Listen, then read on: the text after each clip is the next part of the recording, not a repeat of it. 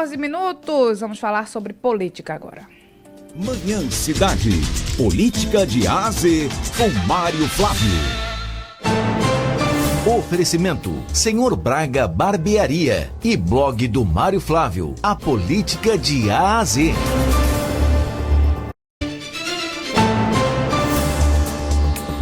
Oposição abre CPI contra governo Raquel Lira na Assembleia. Mário Flávio, bom dia para você. Bom dia, Renata, Vitor, bom dia a todos. Olha, ontem a Assembleia Legislativa voltou aos trabalhos e começou de forma quente, digamos assim, porque a deputada estadual Dani Portela, que é do PSOL, ela fez um pedido, da criação de uma CPI e articulou muito nos bastidores para que essa CPI já fosse criada, sem dar tempo nem mesmo que o governo pudesse articular para que a CPI não fosse ontem oficializada. E a deputada contou com o apoio, inclusive, de integrantes da base do governo. A gente separou um vídeo dela aqui, Vitor, para a gente trazer aí a fala da Dani Portela explicando os motivos que ela pediu essa assinatura, não é isso? Isso, vamos acompanhar, Mário. Isso não é uma questão pessoal ou personalista ou política. Isso é uma questão maior. Nós, o conjunto dessa casa, dos 49 deputados, tem o dever de zelar pelo patrimônio, pela coisa pública. Quem topou assinar está no cumprimento do dever. Os demais, alguns vão ter uma situação complicada por serem de governo, mas essa CPI, ela tem que ser pluripartidária. É preciso que ela envolva todo mundo. Não é Dani Portela do PSOL contra a governadora. Não é essa a questão. A questão é olhar para um contrato bilionário que nunca foi visto antes na história do Estado, que hoje está sob gestão da governadora Raquel Lira. E de ter familiares da governadora envolvidos em alguns indícios de irregularidade que serão apurados. Pronto, está aí a justificativa da deputada, ela concedeu uma coletiva de imprensa ontem. CPI no Brasil é sinônimo de muito desgaste para o governo, nenhum governo gosta de CPI, mas dificilmente uma CPI ela conclui assim, com algo que realmente sirva para a sociedade, digamos assim. Mas o que chamou a atenção, Vitor, foi quem assinou a CPI. A própria Dani Portela citou aí. Olha, teve gente da base do governo que assinou e que vai ter problema para se explicar. Vamos aos nomes. Os nomes. Abimael Santos. Base do governo. Álvaro Porto. Aí é oposição. Antônio Coelho. Oposição. Caio Albino. Oposição. Coronel Alberto Feitosa. Oposição. Delegada Gleide Ângelo. Oposição. Diogo Moraes. Oposição. Edson Vieira. Oposição. Francis Mar Pontes. Base do governo. Gilmar Júnior. Oposição. João Paulo Costa. Joel Oposição. da Harpa. Oposição. Júnior Matuto. Oposição. Mário Ricardo. Esse daí é melhor mecar uma oposição também. Rodrigo Farias. Oposição. Romero Albuquerque. Oposição. Sileno Guedes. Oposição. E Valdemar Borges. Pronto, então 2 aí da base do governo, chama a atenção, principalmente o Francis Hacker, que mesmo sendo do PSB, sempre votou com Raquel, e o Abimael Santos, que é um deputado que, apesar dele fazer críticas ao governo, ele nunca pôs o PSB. E é um deputado que se coloca no campo da independência, mas chamou a atenção aí a assinatura desses 2 membros do governo. A governadora não citou diretamente ontem essa oposição, mas ela fez questão aí de ontem, numa fala, dizer que existem dificuldades e mandou um recado para a criação dessa CPI. Para onde eu vou, onde quer que eu esteja, eu ando de cabeça erguida. Dificuldades não me colocam medo. Elas me fazem ter a consciência do quanto que a gente precisa trabalhar ainda mais. De como a gente precisa se afastar daqueles que querem apontar erros ou criar narrativas pensando nas próximas eleições. Eu não estou aqui para isso. Eu sou servidora pública do estado de Pernambuco há 20 anos. Eu decidi ser servidora pública desde que eu tenho 19 anos de idade. Sou servidora pública desde então. Fui do Banco do Nordeste, fui delegada da Polícia Federal, sou procuradora do estado de Pernambuco concursada. E quando os ciclos de mandato passar, é para aqui que eu volto. E para onde eu vou, onde quer que eu esteja, eu ando de cabeça erguida. E vou continuar andando de cabeça erguida. Pronto, tá aí Vitor e Renata, a governadora continua com um discurso que ela vem adotando nos últimos discursos dela, que tem alguém que só pensa em eleição, ela não disse o nome, mas que só vive pensando em eleição, só fala em eleição. De fato, Vitor, essa CPI ela deve agitar, Renata, a Assembleia na volta desses trabalhos legislativos, porque, como eu disse antes, nenhum governo gosta de CPI, e a denúncia é muito grave aí com relação a esse contrato no que diz respeito à publicidade, envolvendo inclusive parentes da governadora. Mário, o trâmite agora é o seguinte, né? A comissão tem 120 dias para funcionar com mais 90 dias, né? Pode ser prorrogada por mais 90 dias. Teremos uma reunião de instalação presidida pela Dani Portela, que foi quem fez a proposição. E nessa reunião indica quem é presidente, quem é relator. Essa é a reunião que vai indicar presidente, vice-presidente e relator. Então, presidente é importante nesse processo e relator é muito importante nesse processo. Quem fica com a relatoria que vai dar um caminho à CPI. No final, esse relatório que ele é apresentado vai ser votado, né, pelos membros da comissão. E aí vai para o plenário, depois ser votado pelo plenário. Vai ser uma guerra, viu? Porque, veja, uma CPI dessa, apesar de eu ter dito aqui que CPI dificilmente ela dá instrução, mas ela expõe. Por exemplo, quem for citado, quem está citado nessa denúncia vai ser chamado para prestar esclarecimentos. E existe a questão do convite, né, quando é feito um convite, a pessoa é convidado, e existe aquela questão da CPI intimar. E quando a pessoa é intimada, ela tem que prestar esclarecimento. Geralmente, quando é membro do governo, existe um convite para evitar aquele negócio, né, de desgaste dos poderes. Mas quando a pessoa é da sociedade civil, aí ele é obrigado a participar dessa CPI. E aí vai ser uma guerra, como disse a governadora aí, de narrativas no ano. Veja, a CPI tem 120 dias. 4 meses, não é isso? 4 meses. Então, a grosso modo, a gente entra em setembro, começando agora... Pode durar 7, né? Porque Isso. são 4 meses, Veja, pode prorrogar por mais 3. Setembro, outubro, novembro, dezembro. Se estender por mais 3 meses, entra no ano eleitoral. Né? Pega aquele mês de janeiro que é de recesso, não sei se conta, mas aí tem fevereiro e março e entra... O relatório pode ser apresentado no ano que vem, no ano eleitoral, então pode aí trazer desgaste para a governadora. Ontem também, né, nas falas dos políticos, aquela história dos empréstimos que não foram votados ainda, também foram abordados. E quem saiu em defesa de aprovar o empréstimo, de colocar o empréstimo à votação, foi um deputado do PT, o Doriel Barros, que inclusive é atual presidente do PT no Estado. A gente separou uma fala dele aqui sobre isso. Mal de um regimento, você começa a se perguntar qual o motivo de não vir para o plenário, para que o plenário possa se posicionar em relação ao acordo de empréstimo.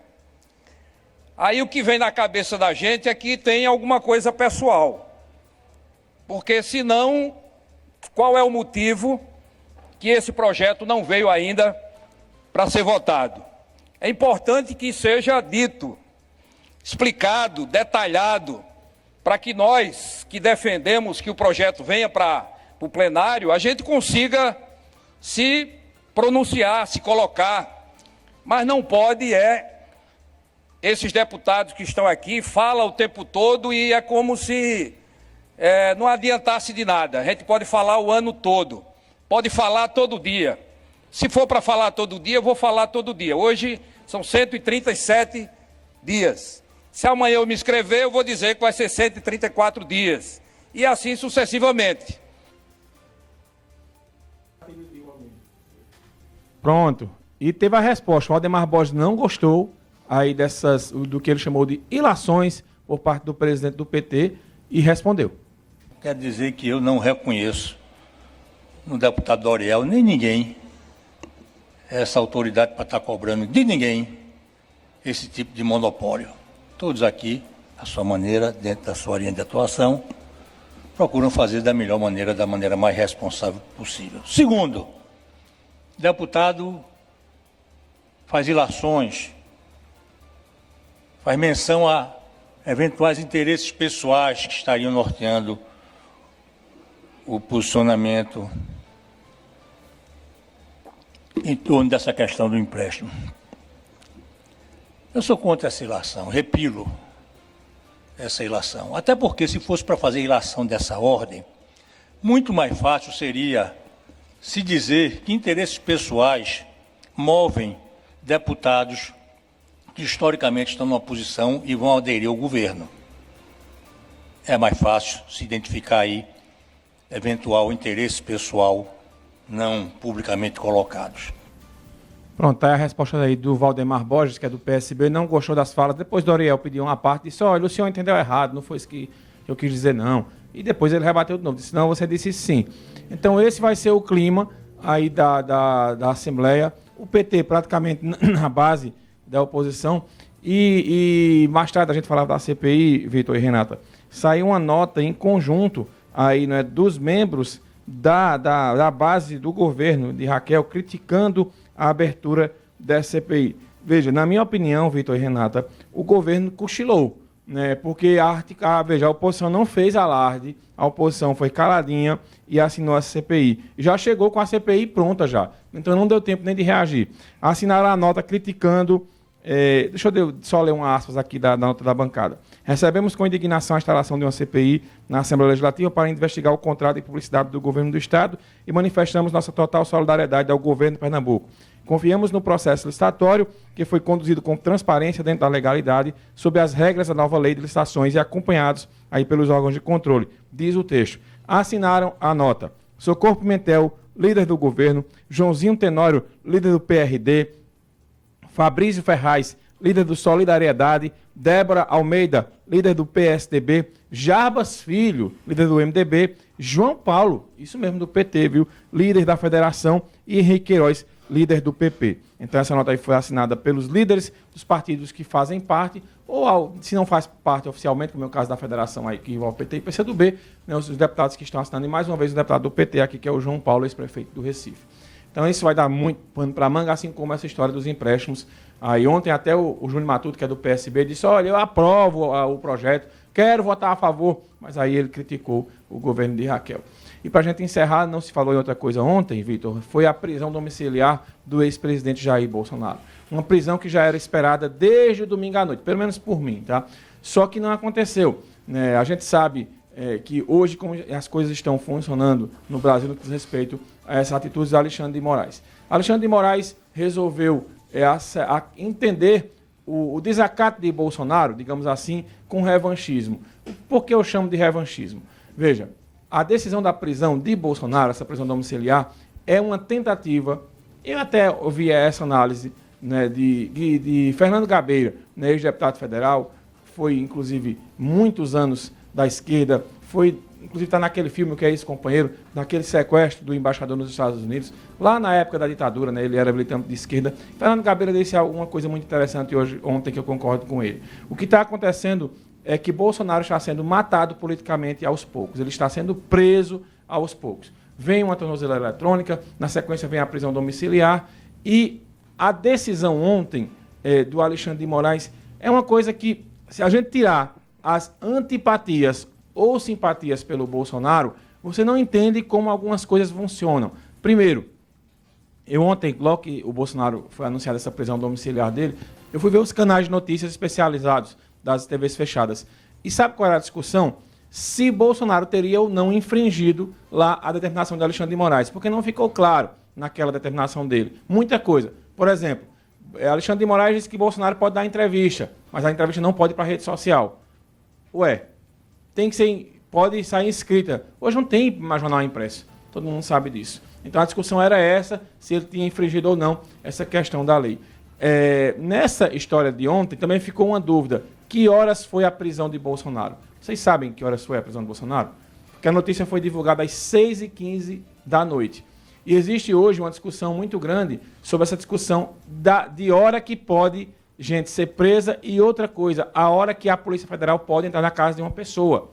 É até 6 horas da noite. Então ficou essa dúvida também. Outra dúvida ontem. Todos os celulares da casa, segundo a decisão, eles foram apreendidos. Aí me diga uma coisa. Se a operação é aqui na Rádio Cidade, um exemplo, isso aqui é uma casa. A operação é contra Mário. Como é que eu vou apreender o celular de Vitor, de Renata, de Lucas e de Carlos e Hugo? O que é que os outros têm a ver com a decisão dos terceiros? As pessoas vão ficar incomunicáveis na casa? Enfim, são várias situações. Então, Alexandre de Moraes, diante do desacato de Bolsonaro, que ele entendeu, resolveu dobrar a aposta. O governo americano taxa isso como uma revanche pessoal do Supremo Tribunal Federal, no caso do ministro, principalmente porque no domingo a gente teve manifestações que tinham sido subestimadas pela esquerda, que não ia dar ninguém. Em muitas cidades deu muita gente, e esse pessoal estava pedindo o quê? O impeachment do Alexandre de Moraes. Além disso, ontem saiu reportagem de 2 jornalistas norte-americanos com várias conversas nos grupos de WhatsApp que envolvem assessores do ministro Alexandre de Moraes, que nessas conversas eles combinavam como eles iriam, abre aspas, ferrar, fecha aspas, os envolvidos nos atos de 8 de janeiro. Isso incomodou bastante o ministro, porque é um ex-assessor dele que está saiu brigado com ele e está escancarando tudo isso. Essa reportagem saiu via Estados Unidos e foi reproduzida por alguns veículos de comunicação aqui do Brasil. Então, os americanos veem isso como revanchismo do ministro, também pela inclusão do nome dele na lei Magnitsky, e também acreditam que novas sanções devem ser atualizadas nos próximos dias contra o Brasil. Moraes resolveu dobrar a aposta contra um Donald Trump que está com raiva e também aposta aí.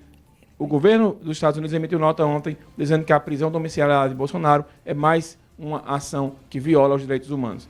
Enfim, com todos esses envolvidos aí, eu não acredito que a história vai terminar bem. E mais uma vez, digo aqui, Renata e Vitor, para mim, Alexandre de Moraes tocou fogo num negócio que tinha uma tendência para uma acalmada, digamos assim. E hoje, com a volta do Congresso, dos deputados e do Senado Federal aos trabalhos legislativos, acredito que os discursos contra o ministro ganharam força, principalmente na Câmara e no Senado, né, que já discute essa possibilidade do impeachment do ministro. Vai ser uma confusão danada em Brasília nos próximos dias. Acho que as pessoas estão agindo muito sem a razão e mais pela emoção.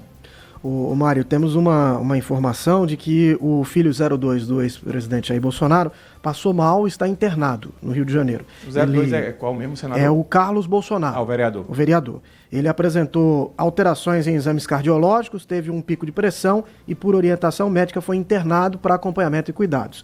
Eu estou aqui observando a rede social do Carlos Bolsonaro, mas aqui não tem nenhuma atualização sobre o quadro clínico dele. Tem apenas questões relativas à prisão domiciliar do ex-presidente. Mas a informação que temos é que ele precisou ser internado. O celular usado para fazer o vídeo que deu essa confusão foi dele ou foi do senador? Acho que foi do Flávio, né? Do senador, né? Do Flávio Bolsonaro. O Flávio, inclusive, apagou a postagem no começo da tarde. Mas já era tarde demais. Enfim, é uma confusão sem fim. Essa carreira entrou, parece que não para. Valeu? Valeu, Mário. Obrigado. Até mais. Manhã Cidade. Política de A a Z com Mário Flávio. Oferecimento: Senhor Braga Barbearia e blog do Mário Flávio. A política de A a Z.